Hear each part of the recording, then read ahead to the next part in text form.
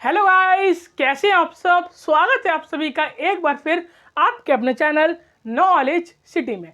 दोस्तों, आज हम बात करने वाले हैं, जो आपको पता है हमारी एक सीरीज चल रही है HRM यानी कि human resource management BCom program और ऑनर्स वाले बच्चों के लिए सेमेस्टर 3 सेमेस्टर 5 या आप जिस भी सेमेस्टर या जिस भी कोर्स में हैं और आपके पास HRM नाम का सब्जेक्ट है तो आपके लिए सीरीज बेनिफिशियल है। ठीक है, तो उसके अंदर हमने अपनी यूनिट नंबर 1 कवर कर ली थी। यूनिट नंबर 2 का चैप्टर नंबर 1 स्टार्ट किया है, जिसकी आज दोस्तों पार्ट 3 यानी क्लास 3 है। इससे पहले कि अगर आपने कोई भी वीडियो नहीं देखे, मान लीजिए आपने यूनिट नंबर 1 नहीं देखी, यूनिट नंबर 1 में 3 चैप्टर हैं, ठीक, और यूनिट नंबर 2 का अभी जो चैप्टर 1 चल रहा है इसके जो प्रीवियस 2 पार्ट हैं वो बहुत इंपॉर्टेंट है। अगर आपने इसके प्रीवियस 2 पार्ट नहीं देखे तो ये वाला पार्ट आपको समझ में नहीं आएगा, ठीक है ना। इसलिए इस पार्ट को देखने से पहले प्रीवियस वाले सारे पार्ट देख लेना। प्लेलिस्ट का लिंक डिस्क्रिप्शन बॉक्स और ऊपर आई बटन में जाके देख लेना, ठीक है। चलिए शुरू करते हैं। दोस्तों देखिए, चैप्टर का नाम है रिक्रूटमेंट एंड सिलेक्शन, भर्ती एवं चयन। ये इसका 3rd पार्ट है, 2 पार्ट प्रोवाइड करा चुका हूँ, ठीक है। अच्छा, 2 पार्ट में हमने क्या बात की थी, 2 पार्ट में हमने कवर किया था अपना रिक्रूटमेंट का पूरा सेक्शन। जैसा कि आप चैप्टर का नाम पढ़ के पता लगा सकते हैं कि चैप्टर का नाम है रिक्रूटमेंट, एक अलग चीज़ है, और सिलेक्शन एक अलग चीज़ है। तो रिक्रूटमेंट का पूरा कंसेप्ट हमने 2 क्लासेस में कवर किया। क्या रिक्रूटमेंट का पूरा कंसेप्ट हमने पिछली 2 क्लासेस में कवर कर लिया है, इसलिए बोला रिक्रूटमेंट जाके देख लो, फिर आके यहाँ से सिलेक्शन देखना, ठीक है। तो आज हम स्टार्ट करेंगे एक नया टॉपिक जिसका नाम है सिलेक्शन। चलिए शुरू करते हैं। Selection is the process of choosing the most suitable person out of all the applicant. अब दोस्तों मैंने आपको बताया था, मान लीजिए आपकी कंपनी है, अब आपने वैकेंसी निकाली। क्या, मान लीजिए आपने वैकेंसी निकाली 100, मान लेते हैं आपने 100 लोगों के लिए वैकेंसी निकाली। तो क्या आपने 100 लोगों के लिए निकाली तो क्या 100 ही लोग अप्लाई करेंगे? नहीं दोस्तों, अप्लाई करने वाले हज़ारों में लाखों में भी हो सकते हैं अगर आपकी कंपनी बहुत ज़्यादा पॉपुलर है, ठीक है ना। अब मान लिया आपने 100 लोगों के लिए निकाली और अप्लाई कितने लोगों ने कर दिया? 1000 लोगों ने। कितने लोगों ने? 1000 लोगों ने। 1000 लोगों ने दोस्तों अप्लाई कर दिया और वैकेंसी 100 है। तो क्या अब आप 1000 के 1000 को नौकरी देंगे? पॉसिबल ही नहीं है जी। नौकरियां तो 100 ही हैं, अप्लाई 1000 ने कर लिया, तो बचे हुए 900 क्या होगा? बचे हुए 900 घर जाएंगे। लेकिन हमें कैसा पता इनमें से कौन से वो 100 हैं जो हमें सेलेक्ट करने हैं? उसके लिए एक पूरा प्रोसेस होगा सेलेक्टिंग का, ठीक है दोस्तों। अब देखिए, तो इसका मतलब क्या होता है कि एक पूरे बहुत सारे लोगों के अंदर से आपको एक मोस्ट सुटेबल पर्सन को चूज़ करना है, सेलेक्ट करना है कि इन 1000 में से आपको वो 100 निकालने हैं जो आपकी कंपनी की जॉब के लिए परफेक्ट बैठते हैं, परफेक्ट एम्प्लॉय बैठेंगे आगे चल के, है ना। तो इन 1000 में से आप 100 का सिलेक्शन करेंगे, बाकी 900 को टाटा गुड बाय कर देंगे कि आप जा सकते हैं, आपका सिलेक्शन नहीं हुआ है। तो इन 100 को आप रख लेंगे। तो इस प्रोसीजर को क्या बोलते हैं? सिलेक्शन। कि सारे मतलब जितने भी एप्लीकेंट्स आए हैं उन सारे एप्लीकेंट में से मोस्ट सुटेबल एप्लीकेंट्स को सेलेक्ट करना। मैंने आपका डायग्राम बनाया था कि हमारे लिए 6 लोग आए और आपने उनमें से एक ये मोस्ट सुटेबल चुना। ये एक इन सब में से कुछ अच्छी क्वालिटी रखता होगा तभी आपने इसे चूज़ किया, ठीक है।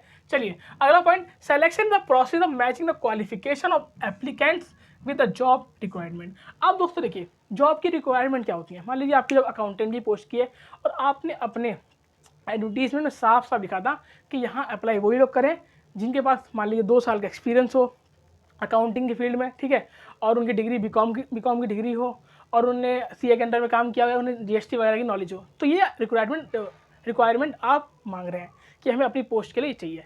अब जो एप्लीकेंट्स आएंगे उनके पास अपनी अपनी होंगी, क्या बोलते हैं, क्वालिफिकेशन। किसी के पास जो आपने मांगी है वो होंगी, किसी के पास कुछ कम होंगी, किसी के पास कुछ ज़्यादा होंगी। तो ये आपको देखना है कि आपको कौन से वाले को सेलेक्ट करना है, ठीक है ना। आगे बात करें, known as the process of rejection. और दोस्तों इसे रिजेक्शन का प्रोसेस भी कहा जाता है। बाई चांस एग्जाम में पूछ ले, कहीं आपसे पूछ ले कि किसको प्रोसेस ऑफ रिजेक्शन कहा जाता है, तो आपको टिक करके आना है सिलेक्शन। अब सिलेक्शन को प्रोसेस ऑफ रिजेक्शन क्यों कहते हैं?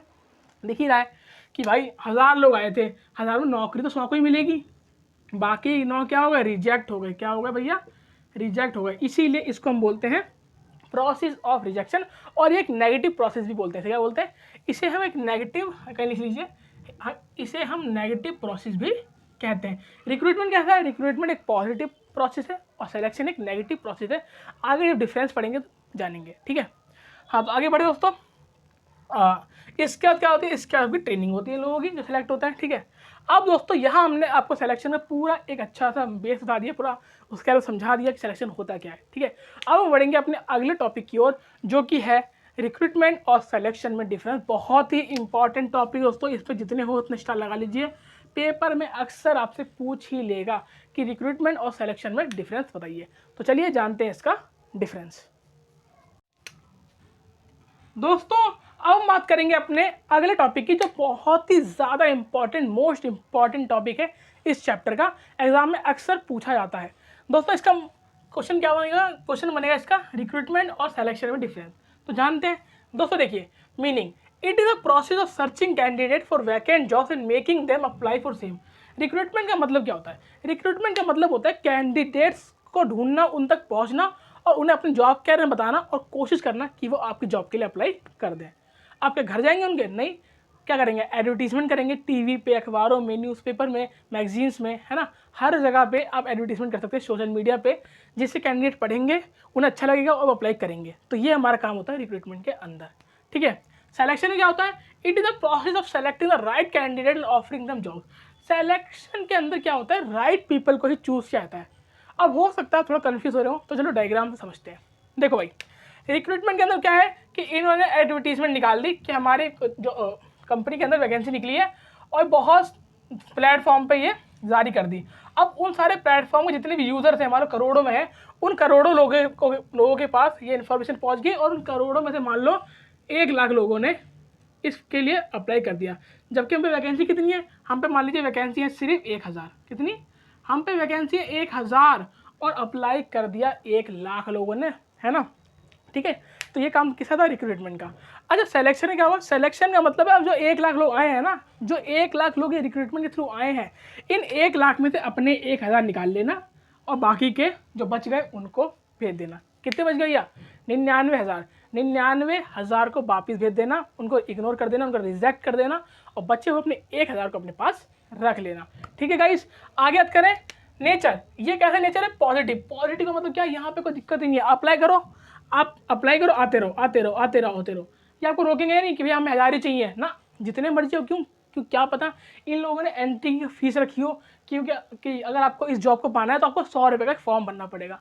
अब एक आदमी के 100 रुपये का फॉर्म तो मामूली है, लेकिन ऐसे 1 लाख लोगों ने 100 रुपये दिए, तो कंपनी को कितना बेनिफिट है। इसलिए कंपनी यहाँ पे मना नहीं करती कि हमें 1000 ही चाहिए, नहीं, आप आते रहो, भरते रहो भरते रहो, क्या पता आपको चयन हो जाए, ऐसा बोल के उन्हें आने देते हैं। तो ये क्या है? पॉजिटिव है। लेकिन सिलेक्शन में क्या है? सिलेक्शन एक नेगेटिव है। हमने ये पढ़ा, यहाँ पे जितने आए उन सबको नौकरी नहीं मिलेगी, उनमें छटाई होगी, जितने चाहिए उतने रखे जाएंगे, बाकी सबको बाहर टाटा बाय बाय कर दिया जाएगा, ठीक है। आगे बात करें aim, attract more and more candidate. भैया रिक्रूटमेंट का जो एम होता है कि ज़्यादा से ज़्यादा कैंडिडेट हमारे जॉब के लिए अप्लाई करें। क्यों? क्योंकि उससे इन्हें फ़ायदा है। मान लीजिए अगर 100 रुपये की नॉमिनल फीस सारे लोग भरेंगे, करोड़ों लोग, लाखों लोग जितने भरेंगे, तो कंपनी को तो फ़ायदा है ना, चाहिए तो 1000 ही। लेकिन ये बात उन्हें बताएंगे नहीं, ठीक है ना, सारे भरेंगे और कंपनी को फ़ायदा होगा। लेकिन सिलेक्शन का एम क्या होता है? सिलेक्शन का एम है कि रिजेक्ट कर देंगे हम अनसूटेबल को, कि जो हमें नहीं चाहिए उन्हें नहीं रखेंगे, और जो चाहिए उन्हें सेलेक्ट कर लेंगे। ये इसका एम है। आगे बात करें प्रोसीजर। इसका प्रोसीजर क्या होता है? The firm notify vacancy through various sources. अभी मैंने आपको बताया कि फर्म अपनी नौकरी, जो वैकेंसी निकली है, उसके बारे में लोगों को कैसे बताती है। फर्म उस जॉब के बारे में लोगों को सोशल मीडिया, न्यूज़पेपर, टेलीविज़न, बहुत सारे अपनी वेबसाइटों के थ्रू लोगों तक बात पहुँचाती है कि हमारी कंपनी में जॉब निकली है, ठीक है। और इसका क्या होता है? तो firm ask candidate to pass necessary stages. इसके अंदर प्रोसीजर होता है कि सिलेक्शन के लिए बोला जाता है कि भैया आप आ गए, अब आपके सामने एक लिस्ट है, इस पूरी लिस्ट को आपको करना पड़ेगा। मतलब पहले आपको एग्जाम देना पड़ेगा, एंट्रेंस एग्जाम, फिर इंटरव्यू पास करने पड़ेंगे 3-4 तरीके के, फिर मेडिकल पास करना पड़ेगा। ऐसे करके कुछ स्टेजेस होते हैं सामने, जो बोला जाता है कैंडिडेट से कि आपको ये सारी स्टेजेस पास करनी होगी, तब आप इस जॉब के लिए एप्लीकेबल हो गए, ठीक है भैया। आगे बात करें कॉन्ट्रैक्ट ऑफ सर्विस। अब कॉन्ट्रैक्ट की बात करें तो रिक्रूटमेंट के टाइम कोई कॉन्ट्रैक्ट नहीं होता। क्यों? रिक्रूटमेंट के टाइम पे वो आ रहा है ना, अभी इसकी नौकरी लगी थोड़ी है, कोई कॉन्ट्रैक्ट नहीं होगा। लेकिन जब वो लग जाएगा नौकरी पे, तब कॉन्ट्रैक्ट होगा उसके और जो कंपनियां मालिक है उसके बीच में, कि भैया कि 5 साल पहले आप कंपनी छोड़ नहीं सकते, ये आपके मेरे बीच में कॉन्ट्रैक्ट है। अगर आपने 5 साल से पहले कंपनी छोड़ी तो हम आपसे 12 लाख का फाइन ले लेंगे, ठीक है ना। तो ऐसे कुछ कॉन्ट्रैक्ट हो जाते हैं एम्प्लॉय और एम्प्लॉयर के बीच में। तो दोस्तों आई होप आपको रिक्रूटमेंट और सिलेक्शन का ये टॉपिक अच्छे से क्लियर हो गया हो। आप चाहें तो स्क्रीनशॉट ले सकते हैं, ठीक है ना। और अगर अच्छे से क्लियर हो गया हो तो लाइक कर दें और शेयर भी कर दें दोस्तों के बीच में, ठीक है। अब बढ़ते हैं अपने अगले टॉपिक की ओर। दोस्तों बात करते हैं अपने अगले और इम्पॉर्टेंट टॉपिक की, जिसका नाम है सिलेक्शन प्रोसीजर। कि भैया सिलेक्शन में क्या क्या स्टेप, क्या क्या प्रोसीजर होते हैं जो फॉलो करने पड़ते हैं एक कैंडिडेट को सेलेक्ट होने के लिए, ठीक है ना। देखिए, पहला होता है रिसेप्शन। रिसेप्शन सुना ही होगा कि जैसे किसी कंपनी में या किसी बड़े होटल में घुसते हैं तो रिसेप्शन काउंटर होता है, जहाँ पे कोई लेडी या कोई जेंट्स बैठे होते हैं आपको स्वागत करने के लिए। स्वागत मतलब ये नहीं कि माला वाला बनाएंगे, नहीं, वो आपको पूरी जानकारी दे सकते हैं उस कंपनी के बारे में, वहाँ क्या होता है, कैसे होता है ना, उसके लिए। तो रिसेप्शन समझ लीजिए पहला आपकी स्टेज है, क्योंकि वहाँ जाके आप वेट करेंगे तो रिसेप्शन पे जो बंदा होता है या जो भी पर्सन होता है वो आपको देखता है, आपको ऑब्जर्व करता है कि कैसे बैठा है, कैसे बिहेव कर रहे हैं बैठे बैठे और लोगों से, है ना। वो जो ऑब्जर्व करेगा वो अंदर बताएगा अपने हेड को। तो आपके अंदर जाने से पहले आपकी खूबियाँ या आपकी जो भी गलतियाँ हैं वो पहले ही अंदर चली जाएंगी। इसलिए हमेशा रिसेप्शन के सामने ध्यान से बैठना चाहिए, सावधानी से, मतलब अच्छे से बैठे, कोई भी अनसुचिए ना करे, ठीक है। अगला स्क्रीनिंग इंटरव्यू। स्क्रीनिंग इंटरव्यू का बोल सकते हैं छोटा सा इंटरव्यू, या मतलब एक ऐसे ही नॉर्मल इंटरव्यू। लेकिन नॉर्मल का मतलब क्या कि यहाँ पे जो आपका इंटरव्यू लेता है ना वो लेता है जूनियर एचआर। एक जूनियर एचआर को इसलिए भेजा जाता है कि वो पहले ही जो कह सकते हैं ना कि जो कैंडिडेट अच्छे नहीं है, अनसुटेबल है, उन्हें पहले ही हटा दे, उन्हें आगे आने ही ना दे, क्यों टाइम वेस्ट करेंगे आगे जाके, इसलिए उन्हें पहले ही हटा दे। इसलिए जूनियर एचआर को बैठाया जाता है। ज़्यादा टफ इंटरव्यू नहीं होता, उससे बेसिक बेसिक चीज़ें पूछता है अपने एप्लीकेंट से, और जो उससे सूटेबल लगते हैं उन्हें आगे भेजता है, जो नॉन सूटेबल है, अनसूटेबल लगते हैं उन्हें हटा देता है, मतलब वापस भेज देता है, ठीक है। अब उससे क्या क्या पूछ सकता है वो, आपकी एज, एजुकेशन, एक्सपीरियंस, पे एक्सपेक्टेशन एक्सेट्रा, ठीक। अगला एप्लीकेशन ब्लैंक। एक आपको फॉर्म दिया जाएगा जिसमें आपको आपकी पूरी जानकारी भरनी है। आप कहाँ से हो, आपका नाम क्या, आपका फ़ोन नंबर, आपका एड्रेस, आपके पिताजी का नाम, माताजी का नाम, है ना, आप पहले कहाँ जॉब करते थे, कितने एक्सपीरियंस है, कितनी सैलरी थी, क्यों छोड़ी, वगैरह वगैरह वगैरह वगैरह। हर चीज़ आपको उस फॉर्म में भरनी है, जिससे कि जो आपका अंदर इंटरव्यू लेगा आपका बॉस, उसके बाद पहले से आपकी पूरी डिटेल होगी, उसके बेस पे वो आपसे क्वेश्चन पूछेगा, ठीक है ना। अगला एक होता है weighted application blank. Weighted application blank का मतलब होता है कि यहाँ पे ना मार्क्स होते हैं कि अगर एक एप्लीकेंट ने, मान लीजिए इन लोगों ने कॉलम बनाया फॉर्म के अंदर, फॉर्म है, इसके अंदर इन्होंने कॉलम बनाया 12th के नंबर, तो इन लोगों ने एक अपनी एक बना रखी लिस्ट कि अगर किसी के नंबर 85+ हैं तो हम उसको 10 में से 8 नंबर देंगे, 75+ हैं तो 10 में से 7 नंबर देंगे, या 95 तो 9 देंगे, ठीक है ना, ऐसे करके। तो ये वेटेड एप्लीकेशन ब्लैंक होता है कि आपकी जो क्वालिफिकेशन होगी उसके नंबर दिए जाएंगे, उन नंबर को ऐड करके देखा जाएगा कि आप सुटेबल हो कि नहीं हो, ठीक है ना। आगे बात करें, वेटेड हो गया। अगला सिलेक्शन टेस्टिंग। अब भैया आपका सिलेक्शन के लिए टेस्ट होगा, आपने 3-4 स्टेजेस पार कर ली, अब आपकी मेन स्टेज शुरू होने वाली है जो है सिलेक्शन टेस्टिंग। अब इसके अंदर कुछ तरीके के आपके टेस्ट होते हैं, जैसे सबसे पहला टेस्ट होता है आपका इंटेलिजेंस टेस्ट। इंटेलिजेंस टेस्ट का मतलब कि आप किस तरीके से सोचते हैं, आप सिचुएशन को कितनी जल्दी हैंडल कर सकते हैं, कौन से पॉइंट ऑफ व्यू रख के हैंडल कर सकते हैं। आपसे कुछ क्वेश्चन पूछे जाएंगे, कुछ आपको सिचुएशन दी जाएंगी। आपने नाम सुना होगा सब्जेक्ट है रीजनिंग, सुना है ना, रीजनिंग यानी कि जनरल इंटेलिजेंस, जिसके अंदर कुछ क्वेश्चन ऐसे होते हैं जिनमें आपको दिमाग लगाना पड़ता है बिना पेन पेपर के, कि आपको ऐसे सॉल्व करेंगे माइंड के अंदर ही, ठीक है ना। तो ये आपको रहता है इंटेलिजेंस टेस्ट। अगला एप्टीट्यूड। एप्टीट्यूड टेस्ट का मतलब कि कोई मैथमेटिकल प्रॉब्लम दे दी, उसको आप कैसे कैलकुलेट करते हैं, कैसे सॉल्व करते हैं, उस वे को देखते हैं। अगला पर्सनैलिटी टेस्ट, सबसे इंपॉर्टेंट पर्सनैलिटी टेस्ट, कि आप कैसे बैठे हैं, कैसे बिहेव कर रहे हैं, कैसे मतलब आपके बॉडी लैंग्वेज है, हर चीज़ को ऑब्जर्व करके आपकी पर्सनैलिटी टेस्ट के मार्क्स निकाले जाते हैं। अगला अचीवमेंट टेस्ट, कि अचीवमेंट की आपके अंदर कितनी कह सकते हैं क्षमता है, कितनी आपके अंदर एक आग लगी है, आप कितना अचीव कर सकते हैं या कितना आपने अचीव कर रखा है, वो देखने के लिए, ठीक है ना। अगला simulation test, problem of at work, कि आपको जिस जॉब के लिए गए उस जॉब का कुछ प्रॉब्लम दी जाएगी, आपसे बोला जाएगा कि सब सॉल्व करके दिखाइए एक सैंपल के रूप में, है ना। तो देखा जाएगा कि आप उस प्रॉब्लम को कितनी जल्दी और कितनी एक्यूरेसी के साथ सॉल्व करते हैं, ठीक है ना। अगला असेसमेंट सेंटर। असेसमेंट सेंटर मतलब कि अगर आप मान लीजिए ग्रुप है या इंडिविजुअल, अब ग्रुप और इंडिविजुअल का मतलब क्या है समझिए। इसको मैं आपको एग्जांपल देता हूँ। आप लोगों ने CDS, ये एनडीए का नाम सुना है, एनडीए नेशनल डिफेंस एकेडमी, और CDS कंबाइंड डिफेंस सर्विस, ये आपकी इंडियन आर्मी, इंडियन नेवी और इंडियन एयरफोर्स की एक वैकेंसी निकलती है तीनों की, जिसके अंदर अगर आपने CDS और एनडीए का एग्जाम क्रैक कर दिया तो इसके बाद आपके कुछ स्टेज के इंटरव्यू कुछ टेस्ट होते हैं जो आपको पास करने होते हैं। अरे जॉब कौन सी मिलती है, जॉब आपको मिलती है लेफ्टिनेंट की। कभी आपको डिटेल में वीडियो बना के समझा दूंगा कि CDS और NDA के लिए क्या क्या क्वालिफिकेशन और कैसे आप बन सकते हैं। इसके अंदर आर्मी की आपको बढ़िया पोस्ट मिलेगी लेफ्टिनेंट की, है ना। तो हम यहाँ अपने टॉपिक पे आते हैं। तो यहाँ पे आपका एक इंटरव्यू के अंदर एक टेस्ट होता है असेसमेंट सेंटर, जिसके अंदर आपको कुछ ग्रुप में बांट दिया जाता है, ठीक है, कुछ लोगों के ग्रुप में आपको बांट दिया जाता है और आपके ग्रुप को एक प्रैक्टिस या एक्सरसाइज दी जाती है और जो आपको करनी होती है। फॉर एग्जाम्पल 4 ग्रुप बना दिए और एक नदी के पास ले गए और आपसे बोला कि कुछ लकड़ियाँ पड़ी हैं और रस्सियाँ, पहले कौन इस नाव बना के इस नदी को पार करेगा। ऐसे कुछ टेस्ट दे दिए जाएंगे कि कौन सा ग्रुप फटाफट नाव को बनाएगा, कितनी एक्यूरेसी, कितनी अच्छी तरीके से बना के दिल्ली नदी को पार करता है। तो ये होते हैं आपके ग्रुप के असेसमेंट सेंटर। ये आपकी कोई कंपनी में आपको नदी पानी करा रहा, खाली बता रहे कहाँ का कौन कौन से इंटरव्यू टेस्ट हो सकते हैं। आगे बात करें तो अगला पॉइंट है सिलेक्शन इंटरव्यू। अब इसको हम डिटेल में जानेंगे अगली वीडियो में, नहीं अभी आगे। यहाँ तक अगर आपको कोई डाउट हो तो कमेंट बॉक्स में पूछ सकते हैं, ठीक है। बाकी चलते हैं अपने अगले टॉपिक पे। दोस्तों अब बात करते हैं अपने अगले टॉपिक की। जो टॉपिक चल रहा था हमारा उसका F पार्ट है सिलेक्शन इंटरव्यू। अब ये इंपॉर्टेंट पार्ट है, ध्यान रखना, ठीक है। सिलेक्शन इंटरव्यू क्या होता है? Oral exam of candidate. Interview और सिलेक्शन इंटरव्यू का मतलब होता है एक कैंडिडेट, एक एप्लीकेंट का ओरल एग्जाम, कि उससे कुछ क्वेश्चन पूछे जाते हैं, उससे उन क्वेश्चनों का आंसर देना पड़ता है बिना पेन पेपर के, ठीक है ना, ओरली। अगला most essential step in the process of selection. Selection के प्रोसेस में सबसे इंपॉर्टेंट, सबसे एसेंशियल जो पॉइंट होता है, आपका स्टेज होती है, वो होती है इंटरव्यू। और कौन सा इंटरव्यू? सिलेक्शन इंटरव्यू, ठीक है। अगला ask question that are not covered in test. हमने अभी पढ़े थे कितने तरीके के टेस्ट होते हैं। जो क्वेश्चन उन टेस्ट में नहीं पूछे गए, बच गए, वो क्वेश्चन यहाँ पूछे जाएंगे, ठीक है ना। अगला assess subjective object of the candidate facial expression, appearance और नर्वसनेस। यहाँ पे कैंडिडेट को पूरा ऑब्जर्व करते हैं, जैसे कि उसके फेशियल एक्सप्रेशन, कैसे मुंह बना रहा है, कैसे बैठा हुआ है, ठीक है। फेशियल एक्सप्रेशन हो गए, उसके अपीयरेंस की, कैसे बैठा है, कैसे दिख रहा है, क्या पहन के आया है, और उसकी नर्वसनेस की, आंसर देने में कितना वो नर्वस हो रहा है, कितना वो आंखें चुरा रहा है, मतलब यहाँ वहाँ देख रहा है ना, आई कॉन्टैक्ट नहीं कर पा रहा, ठीक है ना, ये सब देखते हैं। अगला पॉइंट है हमारा टाइप्स ऑफ इंटरव्यू, कि भैया अब बताते हैं कि इंटरव्यू कितने प्रकार के होते हैं। बहुत ही इंपॉर्टेंट टॉपिक है दोस्तों, बहुत इंपॉर्टेंट, इसे तो आप मिस कर ही नहीं सकते।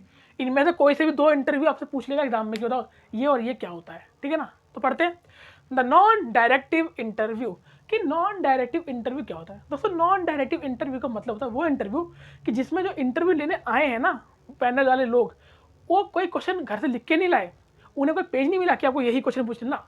जो उनके माइंड में आता जा रहा है वो पूछते जा रहे हैं, है ना। जो माइंड में आता जा रहा है वो पूछते जा रहे हैं, कोई पहले से उन्हें लिख के नहीं दिया गया कि अब ये क्वेश्चन पूछना अंदर जाके, ठीक है ना। इसे बोलते हैं नॉन डायरेक्टिव। अगला पॉइंट है डायरेक्टिव, बिल्कुल इसका उल्टा, जिसमें आपको पूरा एक पेज लिख के मिलेगा या पूरा एक फॉर्मेट मिलेगा, आपको उसी फॉर्मेट के अकॉर्डिंग बारी बारी क्वेश्चन पूछने हैं, ठीक है, अपने मन से नहीं पूछ सकते। अगला इनफॉर्मल इंटरव्यू। इनफॉर्मल इंटरव्यू का मतलब होता है जो कि फॉर्मल ना हो, मतलब कहीं पे भी हो जाए। फॉर एग्जाम्पल एक कंपनी में एक चाचा काम करते हैं, उन चाचा को अपने भतीजे को लगवाना है, तो वो अपने भतीजे को अपने मैनेजर के घर ले गए कि सर इसे लगवा लीजिए। तो मैनेजर ने अपने घर पे उससे 2-4 क्वेश्चन पूछे और उसे सेलेक्ट कर लिया, बोल दिया कल से आ जाना। तो ये क्या है? ये इनफॉर्मल है। ये कंपनी में नहीं हुआ, ये कहीं भी बाहर हो गया, है ना। इसके लिए कोई उनने एडवर्टीजमेंट नहीं किया, लोग नहीं आए, अपने किसी बंदे को लगवा लिया, ठीक है ना। ये इनफॉर्मल है। फॉर्मल का मतलब पूरा एक प्रॉपर एक कंपनी के अंदर होगा, वहाँ पे आपके पूरी एडवर्टीजमेंट होगी, पूरी आपकी अरेंजमेंट होगी, वहाँ आपका इंटरव्यू हुआ, तो फॉर्मल। अगला द सिचुएशनल। अच्छा फॉर्मल और इनफॉर्मल बहुत इंपॉर्टेंट है, ज़्यादातर पूछे जाते हैं।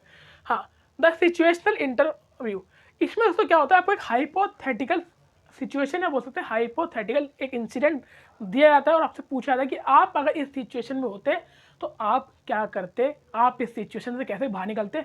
तो वहाँ देखा जाता है कि जो एप्लीकेंट है वो पूरा कितना गहराई से सोच सकता है, कितना गहराई से उसका जवाब दे सकता है। आगे बात करें द बिहेवियरल इंटरव्यू, उसका बिहेवियर बात करते करते उसका बिहेवियर देखते हैं कि उसका बिहेवियर कैसा है ना, कि कैसे बात कर रहा है, टोन कैसी है उसकी, हाई तो नहीं है, ज़्यादा लो तो नहीं है, धीरे तो नहीं बोल रहा, ज़्यादा तेज तो नहीं बोल रहा, ठीक है ना, ऐसे करके। अगला स्ट्रेस इंटरव्यू। स्ट्रेस इंटरव्यू मतलब कि उसे क्वेश्चन देने में ज़्यादा स्ट्रेस तो नहीं हो रहा, कि घबरा तो नहीं रहा, वो ज़्यादा नर्वस तो नहीं हो रहा, ये देखने के लिए। अगला पैनल इंटरव्यू। पैनल इंटरव्यू का मतलब होगा जब इंटरव्यू लेने वाले 3 या 3 से ज़्यादा लोग हों, ठीक है ना। आपने देखा होगा अक्सर यूपीएससी का इंटरव्यू देखते होगे ना, दृष्टि आईएएस वगैरह के चैनल पे यूपीएससी का इंटरव्यू, 3-4 लोग सामने बैठे होते हैं, यहाँ पे आके जो एग्जाम क्रैक करके आया बंदा वो बैठा होता है और 4-5 लोग अपनी अपनी बारी से उससे क्वेश्चन पूछते हैं। तो इसे हम क्या बोलते हैं? इसे हम बोलते हैं पैनल इंटरव्यू, ठीक है। आगे बात करें ग्रुप इंटरव्यू। अच्छा, ग्रुप इंटरव्यू क्या होता है? ग्रुप इंटरव्यू का मतलब जब इंटरव्यू एक का ना लिया जाए, पूरे ग्रुप का लिया जाए कि 4-5 लोग इकट्ठा बुलाया और उनका इकट्ठा ही इंटरव्यू ले लिया और इकट्ठा ही उन्हें भेज दिया। तो ये है ग्रुप इंटरव्यू, ठीक है ना। अगला आखिरी हमारा डेप्थ इंटरव्यू। डेप्थ इंटरव्यू मतलब जब पूरी गहराई से पूछा जाए क्वेश्चन, कि मतलब पूरी उसके अंदर तक की बात जान लीजिए कि क्यों आया है इस जॉब के लिए, पहले इसने क्या गलती कर दी जिसने वहाँ से जॉब छोड़ी या इसे निकाला गया वगैरह वगैरह, पूरी गहराई से जाना जाता है उसे। तो दोस्तों ये थे हमारे types of interview. I hope आपको अभी तक सब कुछ समझ में आ गया हो। तो दोस्तों आज यहीं तक रखते हैं।